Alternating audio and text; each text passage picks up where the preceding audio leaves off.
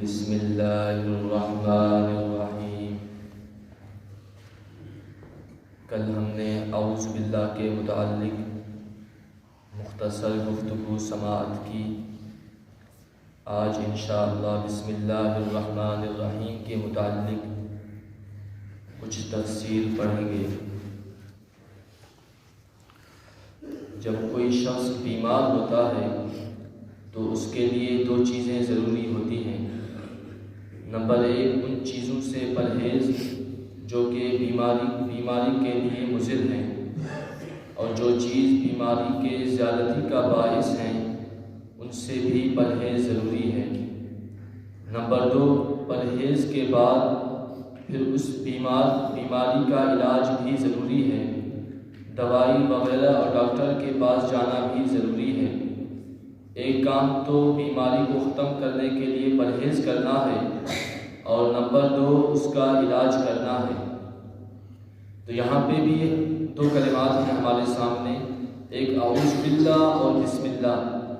اعوذ باللہ یہ گویا پرہیز ہے کہ اس میں اللہ تبارک و تعالیٰ سے شیطان کے شر اور اس کی برائی سے پرہیز کی دعا کی جا رہی ہے کہ اللہ ہمیں شیطان کے شر سے بچا۔ اور جو بسم اللہ ہے یہ علاج ہے۔ پہلے شیطان کے شر سے پرہیز کی دعا کی گئی، پھر اس کے بعد بسم اللہ سے اللہ تبارک و تعالیٰ کے رحمت اور اس کے برکات کا حصول مانگا جا رہا ہے۔ تو اعوذ باللہ یہ پرہیز ہوا اور بسم اللہ علاج۔ تو جب کوئی شخص بیماری سے چھٹکارا پانا چاہے، شیطان کے شر اور اس کی برائی سے چھٹکارا پانا چاہے، تو یہ اعوذ باللہ اور بسم اللہ ان دونوں کی ورد کرے کہ اعوذ باللہ پرہیز ہے اور بسم اللہ یہ علاج ہے۔ اور چونکہ پرہیز پہلے ہوتا ہے اور اس کے بعد علاج کیا جاتا ہے، اگر پرہیز نہ کیا جائے، صرف علاج کیا جائے، صرف دوائی کا استعمال کیا جائے، تو یہ بیماری سے چھٹکارا حاصل نہ ہوگا۔ اور پرہیز پہلے ہوتا ہے، پہلے پرہیز کریں گے، اس کے بعد پھر دوائی کا استعمال کریں گے۔ اسی لیے یہاں پہ بھی اعوذ باللہ کو پہلے لایا گیا کیونکہ یہ پرہیز ہے، اور بسم اللہ کو بعد میں لایا گیا کیونکہ یہ علاج ہے۔ بسم اللہ میں ہمیں دو نکات پر بحث کریں گے۔ نمبر ایک یہ کہ بسم اللہ کیوں پڑھا جاتا ہے، بسم اللہ کو ہم کیوں پڑھتے ہیں۔ نمبر دو، اس کے الفاظ میں کیا نکات ہیں، با میں کیا نکات ہیں، اسم کیوں لائے، لفظ اللہ کا استعمال کیوں کیا گیا، اس کے بعد اللہ کے دو صفات الرحمن الرحیم کیوں لائے گئے، دوسرے صفات کیوں نہیں لائے گئے، تو اس پر بھی بحث کریں گے۔ سب سے پہلے یہ کہ بسم اللہ کیوں پڑھتے ہیں۔ زمانہ جاہلیت میں جب کفار کا عروج تھا تو کفار جب کوئی کام شروع کرتے تھے، جب اپنے کسی کام کا آغاز کرتے تھے تو اپنے بتوں کا نام لے کر شروع کرتے تھے۔ چنانچہ وہ کہتے بسم اللہ والعزیٰ، لات اور عزیٰ کے نام سے شروع کرتے ہیں۔ تو لات اور عزیٰ ان کے بتوں کے نام ہیں، وہ اپنے بتوں کے نام لے کر اپنے کام کا آغاز کرتے تھے۔ تو مسلمانوں کو ان کے خلاف حکم دیا گیا کہ وہ اپنے بتوں کا نام لے کر شروع کرتے ہیں۔ تو اے اللہ کے بندو، اے اللہ کی وحدانیت پر ایمان لانے والوں، تم اللہ کا نام لے کر شروع کرو۔ تو اس میں کفار کے مخالفت کا حکم دیا گیا کہ وہ اپنے بتوں کا نام لے کر شروع کرتے ہیں، تم اللہ کا نام لے کر شروع کرو۔ تو قرآن مجید کی سب سے پہلی آیت اور مشہور آیت بسم اللہ الرحمن الرحیم، ہمیں اس آیت میں ہی کفار کی مخالفت کا حکم دیا گیا ہے۔ تو ہمیں چاہیے کہ ہم اپنے دیگر اعمال میں بھی کفار سے مخالفت کریں، ان کی مشابہت ہرگز نہ برتیں۔ دوسری وجہ یہ ہے کہ بسم اللہ اس لیے پڑھتے ہیں کہ جب کوئی سرکاری چیز ہوتی ہے، جب کسی وڈیرے کی کوئی چیز ہوتی ہے تو اس پر اس کا مہر لگا دیا جاتا ہے، سرکاری مہر لگا دیا جاتا ہے، اس وڈیرے کا نام لکھا جاتا ہے، اس کا کوئی ٹھپا لگا دیا جاتا ہے کہ یہ فلاں آدمی کا مال ہے، تو چور اس کو چوری کرنے سے گھبرا جاتا ہے۔ جب اس کی چوری کا ارادہ کرتا ہے تو یہ سوچ کر کہ یہ فلاں بندے کا مال ہے، اگر پکڑا گیا تو یہ مجھے سخت سے سخت عذاب دے گا، تو اس سے گھبرا کر وہ بچ جاتا ہے۔ تو بسم اللہ الرحمن الرحیم یہ بھی رب العالمین کی نشانی ہے۔ جب ہم کسی کام کو شروع کرنے سے پہلے بسم اللہ الرحمن الرحیم پڑھیں گے تو ہم اپنے اس کام پر رب العالمین کی نشانی لگا دیں گے۔ جب شیطان اس میں دخل اندازی کی کوشش کرے گا، جب شیطان اس میں شریک ہونے کا ارادہ کرے گا، تو رب العالمین کی نشانی کو دیکھ کر وہ بھاگ جائے گا اور ہمارے کام میں دخل اندازی نہیں کرے گا اور ہمارا کام شروع سے آخر تک بابرکت ہوگا۔ حدیث پاک میں بھی آتا ہے کہ جس کام کو شروع کرنے سے پہلے بسم اللہ نہ پڑھی جائے اس میں شیطان شریک ہوتا ہے۔ تو ہمیں چاہیے کہ ہم اپنے ہر کام، ہر فعل، ہر حرکت کو شروع کرنے سے پہلے بسم اللہ پڑھیں اور پھر اس کو شروع کریں۔ اس کے الفاظ میں کیا نکات ہیں؟ سب سے پہلے با ملایا گیا، کسی اور حرف سے شروع نہیں کیا، کیوں نہیں کیا گیا؟ بسم اللہ کو با سے کیوں شروع کیا گیا؟ تو اس کی وجہ یہ ہے کہ جب عالم ارواح میں اللہ تبارک و تعالیٰ نے جب تمام انسانوں کو پیدا فرمایا، تمام مخلوقات کو پیدا فرما کر اپنے سامنے جمع کر دیا اور ان سے پوچھا الست بربکم، کیا میں تمہارا رب نہیں ہوں؟ تو سب نے پکار کر کہا بلا، کیوں نہیں، جی ہاں آپ ہی ہمارے رب ہیں۔ تو تمام انسانوں نے عالم ارواح میں اللہ تبارک و تعالیٰ کی وحدانیت کا اقرار کیا تھا۔ تو اس کو باس اس لیے شروع کیا گیا تاکہ انسان جب بسم اللہ الرحمن الرحیم پڑھے تو بعد سے اس کا ذہن اس عہد و میثاق کی طرف جائے جو اس نے اپنے اللہ تبارک و تعالیٰ سے کیا تھا، کیونکہ اس کے منہ سے سب سے پہلے جو حرف نکلا تھا وہ بلا ہے۔ بلا کا معنی ہے جی ہاں۔ تو جب اس کے منہ سے سب سے پہلے با نکلا تو اللہ تبارک و تعالیٰ نے اپنے کلام کو سب سے پہلے با سے شروع کیا تاکہ وہ عہد و میثاق یاد آ جائے۔ پھر اس کے بعد کہا بسم اللہ، اللہ کے نام سے، باللہ نہیں کہا گیا کہ اللہ کی ذات کا نام، اللہ کی ذات کی مدد سے میں شروع کرتا ہوں، نہیں، بلکہ اللہ کے نام سے شروع کرتا ہوں۔ تو اسی میں اس لیے لایا گیا کہ انسان ابھی تو ابتدائی مراحل میں ہے، اللہ کی ذات تو بہت بڑی چیز ہے، وہ تو بعد کی بات ہے، ابھی تو اللہ کا نام لے کر اللہ کے نام کی مدد سے اپنا کام شروع کر اللہ کی ذات تک پہنچنا وہ بعد کی بات ہے۔ اس کے بعد کہا گیا اللہ، بسم اللہ، اللہ کے نام سے شروع کرتا ہوں۔ یہاں پہ اس میں ذاتی اللہ کیوں لایا گیا؟ کوئی اور صفت کیوں نہیں لایا؟ بسم الجبار بھی کہہ سکتے تھے، بسم الغفار بھی کہہ سکتے تھے، بسم الغفور بھی کہہ سکتے تھے، کوئی اور صفت کیوں نہیں لایا گیا؟ لفظ اللہ کیوں لائے؟ اس کی وجہ یہ ہے کہ اللہ وہ اس میں ذاتی ہے جو تمام صفات کو شامل ہے۔ اللہ اس ذات کو کہتے ہیں جو سمیع بھی ہے، جو بصیر بھی ہے، جو علیم بھی ہے، جو غفار بھی ہے، جو غفور بھی ہے، جو باقی بھی ہے، جو ہادی بھی ہے۔ اس لیے یہاں پہ لفظ اللہ لایا گیا تاکہ یہ جامع لفظ ہو اور تمام صفات کو شامل ہو۔ جو اللہ کہے گا تو گویا اس نے اللہ کے تمام صفات کا اقرار بھی کر لیا۔ اور اس لفظ اللہ میں ایک خصوصیت یہ بھی ہے کہ یہ وہ لفظ ہے کہ یہ اللہ تبارک و تعالیٰ کی ذات پر دلالت کرتا ہے، اور اس کا اللہ کی ذات پر دلالت کرنے کے لیے کسی حرف کا محتاج نہیں۔ اس بات کی ضرورت نہیں کہ پہلے الف پایا جائے، پھر لام، پھر لام، پھر ہا، جب یہ اللہ بن جائے پھر یہ اللہ کی ذات پر دلالت کرے گا، ایسا ہرگز نہیں۔ اگر ہم پہلے الف کو حذف کریں اور یوں پڑھیں للہ، اللہ کو الف کو حذف کر کے للہ پڑھیں تو بھی یہ اللہ تبارک و تعالیٰ کی ذات پر دلالت کرے گا۔ قرآن مجید میں اللہ تبارک و تعالیٰ نے ارشاد فرمایا للہ جنود السماوات والارض، جہاں پہ للہ اللہ تبارک و تعالیٰ کی ذات پر دلالت کر رہا ہے۔ اگر ہم الف اور پہلے لام کو بھی حذف کریں تو بچ جائے گا لہو، اور یہ لہو بھی اللہ تبارک و تعالیٰ کی ذات پر دلالت کرتا ہے۔ قرآن مجید میں ارشاد فرمایا لہ الملک ولہ الحمد، لہ الملک، اس کے لیے ملک ہے، ولہ الحمد، اور اس کے لیے ہی تمام تعریفیں ہیں۔ تو یہاں پہ لہو بھی اللہ تبارک و تعالیٰ کی ذات پر دلالت کر رہا ہے۔ اگر ہم الف اور دونوں ابتدائی لاموں کو حذف کریں صرف ہو بچے گا، اور یہ ہو بھی اللہ تبارک و تعالیٰ کی ذات پر دلالت کرتا ہے۔ چنانچہ قرآن پاک میں یہ مشہور کلمہ ہے لا الہ الا ہو، لا الہ الا ہو، یہ ہو اللہ تبارک و تعالیٰ کی ذات پر دلالت کرتا ہے۔ تو یہ لفظ اللہ میں یہ خصوصیات ہیں کہ اگر یہ تمام حروف نہ بھی پائے جائیں پھر بھی یہ اللہ تبارک و تعالیٰ کی ذات پر دلالت کرتا ہے۔ جس طرح اللہ تبارک و تعالیٰ کے اس میں ذاتی میں کئی خصوصیات پائی جاتے ہیں، اس طرح حضور پر صلی اللہ علیہ وآلہ وسلم کے اس میں گرامی میں بھی بہت ساری خصوصیات پائی جاتی ہیں۔ یہاں پہ بحث تو اللہ کے نام پر ہے، لیکن حضور پر صلی اللہ علیہ وسلم کے اس میں گرامی کا ایک نقطہ پیش خدمت ہے، کیونکہ ہم اہل سنت ہیں الحمدللہ، اور اہل سنت کا یہ عقیدہ ہے کہ جہاں پہ اللہ تبارک و تعالیٰ کا ذکر کیا جائے تو وہاں پہ حضور کا بھی ضرور ذکر کیا جائے۔ اس نیت سے حضور پر صلی اللہ علیہ وسلم کے اس میں گرامی کا ایک نقطہ پیش خدمت ہے۔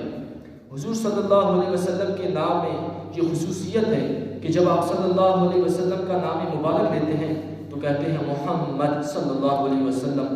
محمد جب کہتے ہیں تو نیچے کا ہونٹ اوپر سے مل جاتا ہے محمد. تو اس میں نقطہ یہ ہے کہ حضور صلی اللہ علیہ وسلم کا اسم گرامی نیچے والوں کو اوپر والے سے ملانے کے لیے ہے. آپ کا اسم گرامی نیچے والوں کو اوپر والے سے ملانے کے لیے ہے، اور آپ کا ذات مبارک نیچے والوں یعنی مخلوق کو خالق سے ملانے کے لیے ہے. یہ آپ کے نام میں یہ نقطہ پایا جاتا ہے. پھر اس کے بعد اللہ تبارک و تعالیٰ کے دو صفات الرحمن اور الرحیم لایا گیا. رحمان اس میں بھی رحمت کا معنی پایا جاتا ہے، اور رحیم اس میں بھی رحمت کا معنی پایا جاتا ہے. پھر یہ دو صفات کیوں لائے گئے؟ رحمان رحیم. رحمان بہت زیادہ مہربان، رحیم نہایت رحم فرمانے والا. اس کی وجہ یہ ہے کہ رحمان اس میں عمومیت ہے، یعنی اللہ تبارک و تعالیٰ کی عام رحمت، اور رحیم اس میں خصوصیت ہے کہ اللہ تبارک و تعالیٰ کی خاص اور خاص بندوں پر رحمت. رحمان کی جلوہ گری اگر دیکھیں تو یہ سورج، آسمان، زمین، ستارے یہ سب رحمان کی جلوہ گری ہیں. اس طور پر کہ سورج یہ سب پر پڑتی ہے، چھوٹا بڑا غریب امیر سب پر، اس میں کوئی فرق نہیں ہے. زمین سب کے لیے ہے، آسمان سب کے لیے ہے. تو یہ اللہ تبارک و تعالیٰ کی رحمت کے نظارے ہیں، اور یہ سب کے لیے برابر برابر ہیں. اگر رحیم کی ہم نظارے دیکھیں تو جیسے کسی کو مال و دولت کسی کے پاس کم ہے، کسی کے پاس زیادہ ہے. ولایت دیکھیں، کسی کو ولایت زیادہ ملی، کسی کو کم، کسی کے پاس ولایت نہیں ہے. کسی کو نبوت عطا کی گئی، کسی کو نبوت عطا نہیں کی گئی. تو یہ سارے اللہ تبارک و تعالیٰ کے رحمت کے نظارے ہیں، اور یہ خاص رحمت ہے اور خاص بندوں کو دیے گئے. تو اس میں اللہ تبارک و تعالیٰ کے رحیم ہونے کی جلوہ گری ہے. اور دوسری مثال کہ دنیا میں اللہ تبارک و تعالیٰ نے سب کو نوازا، چاہے کافر ہو، مسلمان ہو، صحیح اعمال کرنے والے ہوں، بد اعمال ہوں، سب کو دیا گیا. تو یہ اللہ تبارک و تعالیٰ کے رحمان ہونے کے نظارے ہیں. اور رحیم اس کے نظارے، اس کے برکات یہ آخرت میں ظاہر ہوں گے. آخرت میں صرف مسلمانوں کو انعامات سے نوازا جائے گا، صرف مسلمانوں کو جنت عطا کیا جائے گا، کافروں کو ہرگز عطا نہیں کیا جائے گا. تو قیامت میں جو مسلمانوں کو جنت کا عطا کرنا ہے یہ رحیم کے نظارے ہیں کہ اس کی خاص رحمت ہے اور خاص بندوں کو دی گئی ہے. اب اس میں یہ سوال بھی پیدا ہوتا ہے کہ رحمان اور رحیم میں عمومیت اور خصوصیت ہے، لیکن رحمان اور رحیم کو لایا کیوں گیا؟ بسم اللہ یہاں تک ہی کافی تھا کہ میں اللہ کے نام سے شروع کرتا ہوں. وہ اللہ جو رحمان اور رحیم ہے یہ کیوں کہا گیا؟ اس کی وجہ یہ ہے کہ لفظ اللہ تبارک و تعالیٰ کا ذاتی نام ہے، اور اس میں اتنا ہیبت اور اتنا جلال ہے کہ بڑے سے بڑا نیکوکار جب اللہ کا نام لیتا ہے اور اللہ کا نام سنتا ہے تو وہ گھبرا جاتا ہے، اور اس پر اللہ تبارک و تعالیٰ کی ہیبت طاری ہوتی ہے. اسے اتنی ہمت نہیں ہوتی کہ وہ اللہ تبارک و تعالیٰ میں کچھ عرض و معروض کرے، وہ اللہ کی ہیبت سے گھبرا جاتا ہے. تو آگے رحمان اور رحیم لایا کہ اے بندو گھبرا نہیں، وہ اللہ جبار اور قہار تو ضرور ہے، لیکن اس کے ساتھ ساتھ وہ رحمان اور رحیم بھی ہے. جو کچھ تمہیں مانگنا ہے وہ مانگو، اللہ تبارک و تعالیٰ رحمان کے صدقے ضرور عطا فرمائے گا. اس لیے یہاں پہ رحمان اور رحیم کہا گیا. ہم بھی اللہ تبارک و تعالیٰ کے بارگاہ میں یہی عرض کرتے ہیں کہ یا اللہ ہم تو گناہ گار ہیں، بدکار ہیں، خطا کار ہیں، لیکن ہمیں ہمارے لائق عطا نہ فرما، بلکہ اپنے رحمان اور رحیم کے لائق عطا فرما. جتنا تو رحمان ہے، جتنا رحیم ہے، اس کے لائق ہمیں عطا فرما. جہاں تک تو یہ بسم اللہ کے نکات ہوئے. بسم اللہ کے فضائل پیشی خدمت ہیں. حضرت بشر حافی رضی اللہ عنہ یہ تصوف کے بہت بڑے امام اور ولایت کے بہت بڑے سردار ہیں. تصوف کے میدان میں ان کا نام بہت مشہور ہے، حضرت بشر حافی.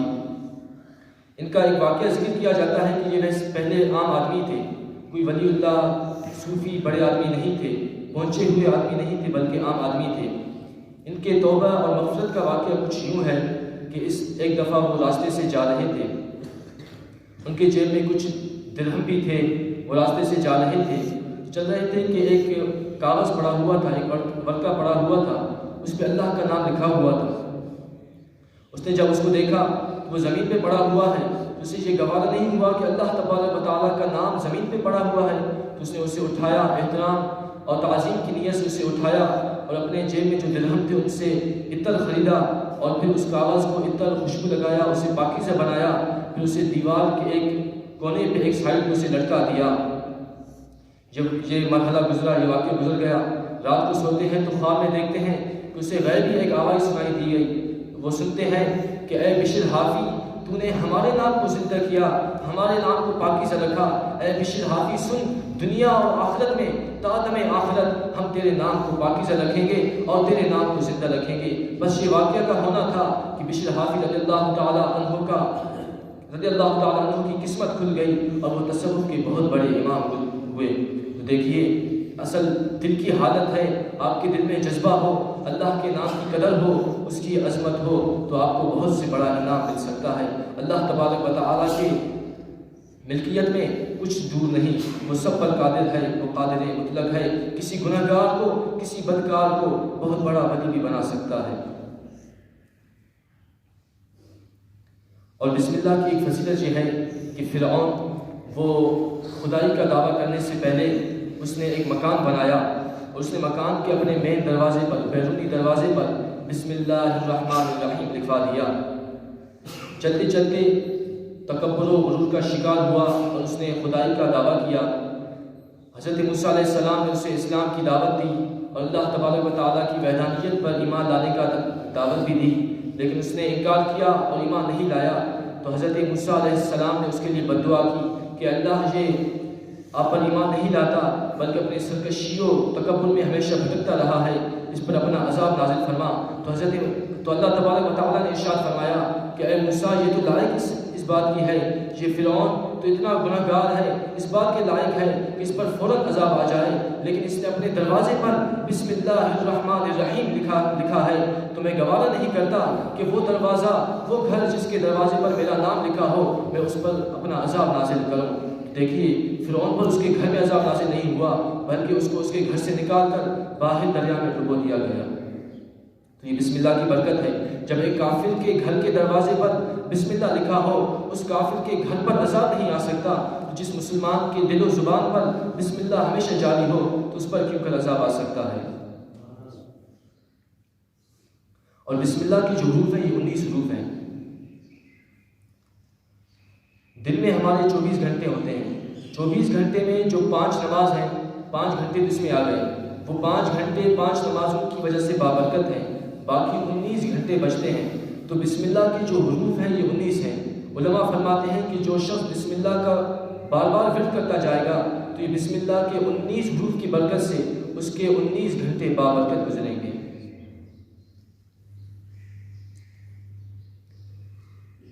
حضرت عیسیٰ علیہ السلام ایک دفعہ کہیں جا رہے تھے، وہ ایک قبر سے گزر رہے تھے، اندر میت پر سخت سے سخت عذاب ہو رہا تھا، وہ اللہ تبارک و تعالیٰ کے عذاب میں مبتلا تھا۔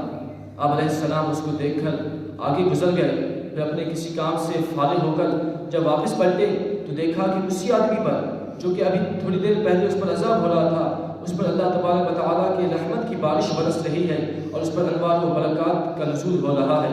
تو حضرت موسیٰ علیہ السلام یہ دیکھ کر حیران ہوئے کہ ابھی تھوڑی دیر اس پر سخت سے سخت ترین عذاب ہو رہی تھی اور ابھی اس پر رحمت و انوارات کی بارش برس رہی ہے۔